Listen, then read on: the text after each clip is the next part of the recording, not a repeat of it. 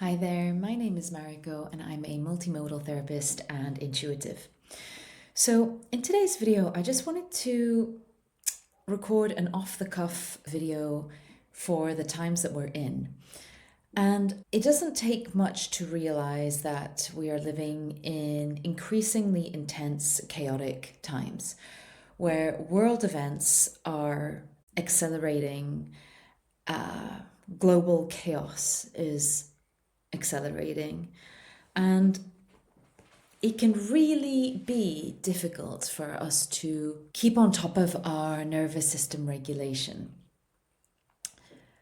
With everything, with all the violence and the aggression that's happening in the world, it's normal and natural for you to become dysregulated more often. It doesn't mean there's anything wrong with you. Quite the opposite. It means that you have the ability to empathize with others. It means that you're not numb to your emotions, which is often a slightly more dangerous state to be in.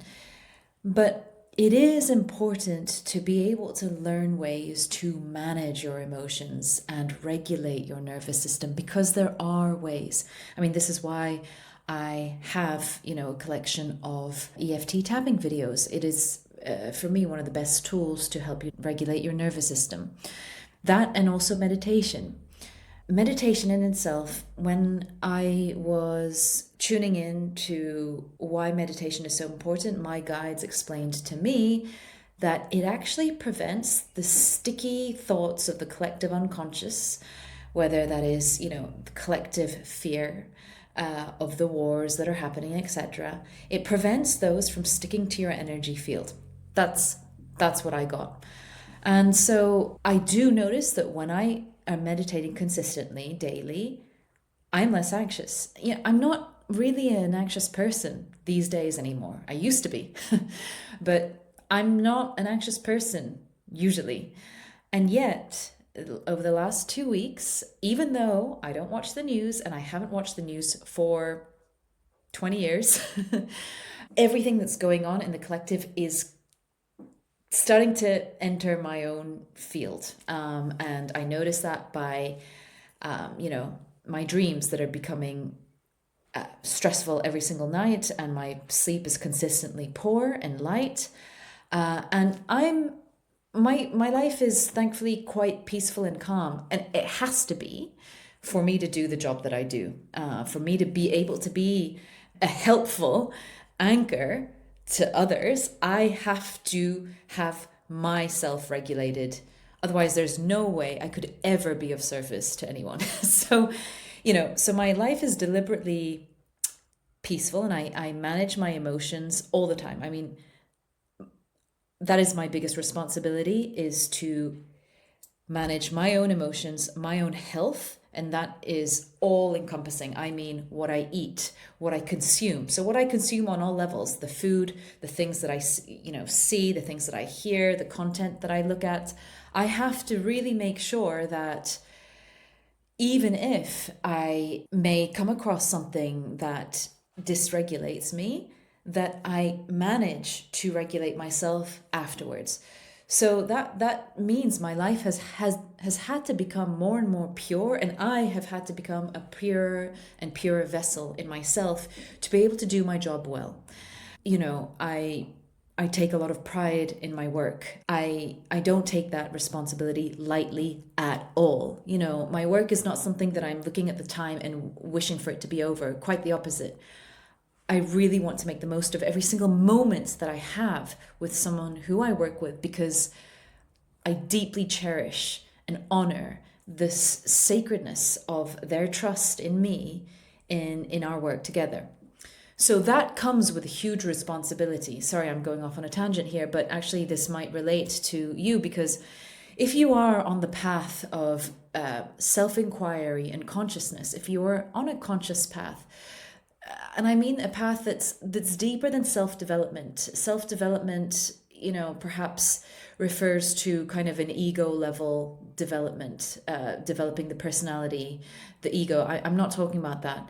If you resonate with my videos, then you're on a deeper path, and that is a path of sovereignty, of truly understanding who you are as a being, as a soul. And it's about wanting to and having the courage to do the shadow work that entails. So now, if you are on that path, then I think what I'm trying to say is that it is so important, more than ever before, to take care of yourself on all levels. And that comes with a lot of responsibility. So again, it's about really being honest about everything you consume, how you treat your body, how you treat your mind, how you treat your spirit, right? So you're not going to be able to get away with the things that you got away with when you were less conscious. You know, when I was in my 20s, I could get away with a lot. I mean, I would go out and, rave, and yeah, I would consume things that I haven't been able to consume now for a good 10, 15 years. Things that are toxic to my body. And I'm not saying I'm against all of this stuff. I'm not even saying I'm against substances, drugs. I'm not saying that. I'm actually all for balance and things in moderation, let's say. But all this to say that as you become more and more conscious, you're actually becoming more and more pure. And the things that you could get away with before, you will no longer be able to get away with. So this path that you're on, it's not one to take lightly. And this is why still not so many people are on that path. So more than ever, it is important to know and notice the subtle shifts in your nervous system, the subtle shifts in your mood and your general state of health and well-being. So notice the effects that different things have on you. I've not watched the news for like 15 years, and I don't have a TV. I have a TV screen to watch films of my choosing.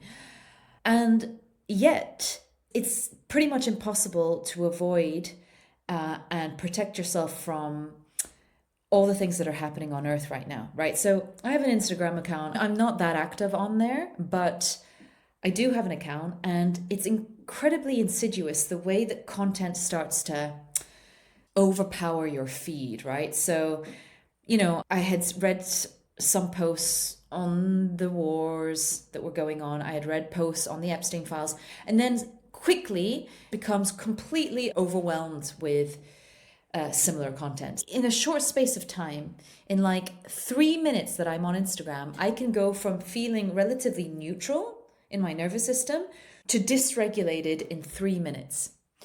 And then, unless I do something consciously with that feeling, such as unless I tap on myself, unless I meditate, unless I really do something to shake something up, like sweat it out, doing a workout, it's going to affect my mood for the whole day, or if not days. Now, if I'm being this dysregulated by just 3 minutes on Instagram, I can't even imagine how it feels for people who are engaging with this kind of content more, or who are living lives that are so much more difficult and challenging. I'm not saying the answer is to bury your head in the sand and to ignore everything that's happening on Earth. That is absolutely not what I'm saying. It is as important as you deem it is to be aware of what's going on. However, what's more important is that you know what your limits are. If you know that 3 minutes on social media is going to dysregulate you for hours or for days, what good is that to you? So it is an act of self-respect and self-responsibility and sovereignty to understand what your limits are with all of this. And don't feel guilty about shutting off the news, about taking a break from social media, about not wanting to engage in everything that's going on Earth that is of a negative nature. Because the truth is, there are so many beautiful, positive, magical things also happening on Earth, but they never get reported on, right? So the way that the news is presented is already skewed towards the negative. It always has been. So more than ever, it's important to understand what makes you feel good and empowered and do more of those things. And what good are you to anyone who's suffering if you're dysregulated and traumatized by what's going on in the world? If you're feeling traumatized by this, if you're that dysregulated, you need to take care of yourself. You come first. You know, it's like you're trying to survive. If you're trying to survive, the priority has to be you. It has to be your health and well-being. It doesn't mean that you're lacking in empathy. It doesn't mean that you're being selfish. No, it's like what they say in a plane crash, you've got to put the oxygen mask on yourself first before you're of any use to anyone else, to your children, for example. I want to zoom out a little bit and just have a look at what's happening in the state of the world at large right now. In spiritual communities, this period that we're in has been talked about for decades. Not only by spiritual communities, but also through astrologers. We are in a period of such intense and immense change. We are in unprecedented times. According to one famous Indian Vedic astrologer, he said that the Kali Yuga, if you don't know about that, you can look it up. The Kali Yuga, which represents, I can't remember if it's a 20,000 year cycle of real darkness in humanity, where there's a lot of war, there's a lot of polarization, a lot of violence. That came to an end last year, meaning we are slowly shifting out of that old and heavy and dense consciousness into something a lot more heart-centered. We're not there yet, but we are transitioning out of that. According to Ann Tucker, a channeler that I respect the work of highly, a lot of what she's been saying for years has been very accurate. She has said that through the messages she's received, there will be 3 iterations of war alongside this Iranian war right now, and then humanity will be done with war for good. We will just enter into a different level of consciousness where we will no longer need to play out this game of war. And that is so beautifully exciting, right? You know, with everything that's going on right now, you're probably noticing that the truth, the dark, dark underbelly of society, of the way that we have existed over centuries, all that murky, murky darkness is coming to the surface. So this is why it can feel extra scary right now, because we are actually pulling up the rug and looking at all the dirt that's underneath, the fabric of society that has always been there. It's just been hidden. And so, of course, with the Epstein files, with the Me Too movement, all this abuse that people has endured, human trafficking, all the real twisted, dark, dark stuff is finally being seen. It's finally coming up to the surface. Thank God. And so we no longer can deny it, can refuse to see it. We are being forced to develop the capacity to acknowledge and validate what has been going on. This is collective shadow work, the first step of it, which is awareness. Now, after this, we can start to, upon accepting what is, we can then start to change.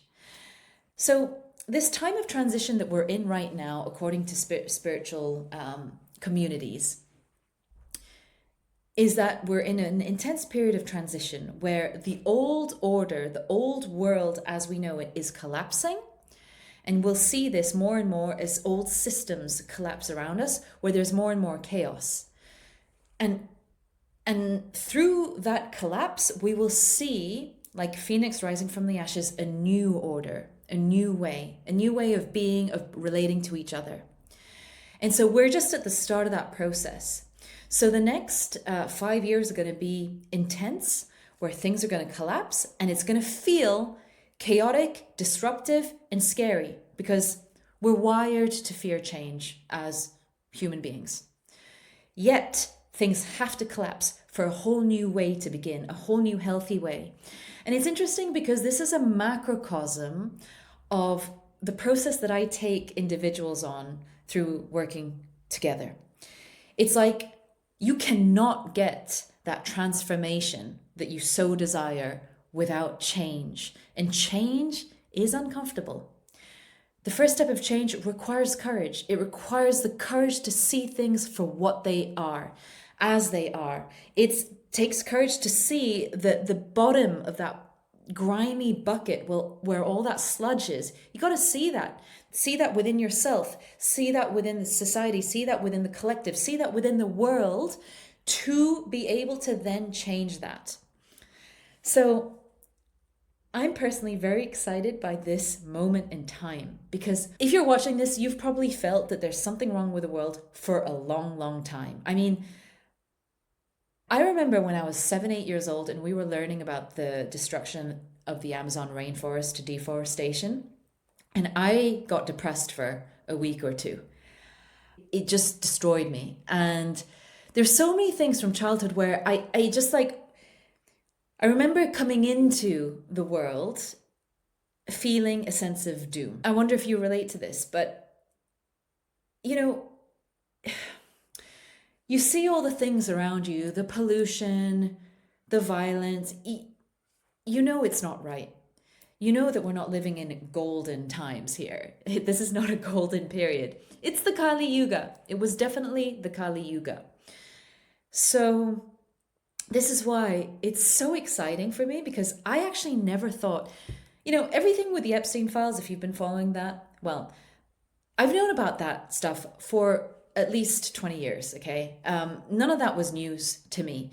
And none of the operations of that and how intertwined it all is was news to me. But what was new to me was that it's all coming out as fast as it is. I didn't quite think that it would come out and people would wake up to this truth. I didn't quite think it would happen in my lifetime, I think. I really thought it would take a while. I thought it would be obscured for a long time. So I'm thrilled that all of this is coming to the surface. And I used to be a pastry chef in my 20s, and my husband is a chef. And so, we worked in abusive kitchens. I mean, I walked out once from a hotel restaurant because I couldn't stand the abuse, the psychological, emotional abuse that I was receiving from my head chef. And God, it felt so good to walk out. I swore at him and I walked out, and it was just so empowering, but I was shaking. Anyway, my husband has had burning hot chicken wings thrown at his face when he worked in a Michelin star restaurant in London. So right now, there's also allegations of abusive kitchens coming out to the surface. And Rene Redzepi, former head chef of Noma, one of the world's best restaurants, has had to step down. He's been forced to step down from his position after footage of his abuse has come out. And so again, across the board, truth is coming to light, and this is how we're going to change the world. This is how we're going to change the systems. And it is so exciting. It is really exciting. Even if it feels scary right now, just try to stay calm, understand your needs, what you need to feel balanced, what you need to feel peaceful and healthy and well. Do more of those things.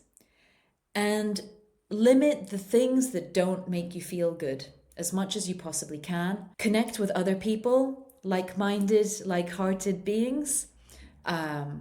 Community is going to be so essential, especially when things get chaotic. We're going to have to turn to each other more than ever. And yeah, if you can start or continue your meditation practice, I would highly recommend that. There's so many beautiful apps out there to help you, right? I really like Headspace, for example, but just find your own method that works. Just do more of that. Listen to content that makes you feel good and light. I have the people that I turn to that I love putting on in the background because it makes me feel like I have the companionship of a like-minded person. It's really important now more than ever that you tune into frequency and resonance. So this isn't about choosing people to engage with through their status, through necessarily their religion, your culture, same race. It's not about that. It's now choosing people based on how they make you feel, based on frequency and resonance. And so this transcends blood. If it allows you to feel open and expansive and connected, go with that. Trust your intuition. I'm going to keep posting EFT tapping videos because I think they help. Meditations as well, once in a while.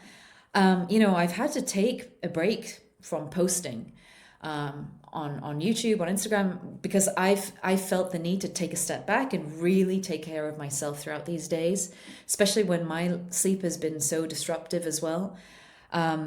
There's a lot going on, and it's not just what we see or what we hear, but there's a lot that's unseen that's happening. For example, the solar flares now are so intense. I mean, like, we're being bombarded with strong solar flares daily. And I believe this solar cycle that we're in began in 2018, around 2018. And it completely coincides with an increase in my insomnia. So these solar flares, they can make us feel tired. They can make us achy. They can give us headaches. And I've gone through all kinds of symptoms with those. But ultimately, they're also helping to rewire us because we're being forced to adapt to this new radiation, these electromagnetic waves that are coming from the sun, and all this photonic energy. I mean, and light. It's essentially more light. It's essentially helping us to upshift our own frequency. And it's as simple as that. See, and this comes back to the fact that the reason why all of this darkness is coming to light, coming to the surface, and that we're able to see the truth for what it is, the reason for that is because we now, as a human species, have the capacity to see that truth. Because that's just how much we have evolved. Our frequency, our vibration has raised enough that we can handle the truth. That is why it's coming to light now. So all of this to say that it's all going in a positive direction. So just when it feels like it's all falling apart, yes, it's falling apart because that's the old order and it needs to fall apart. But from the ashes will arise something even more beautiful and something more golden and light filled. So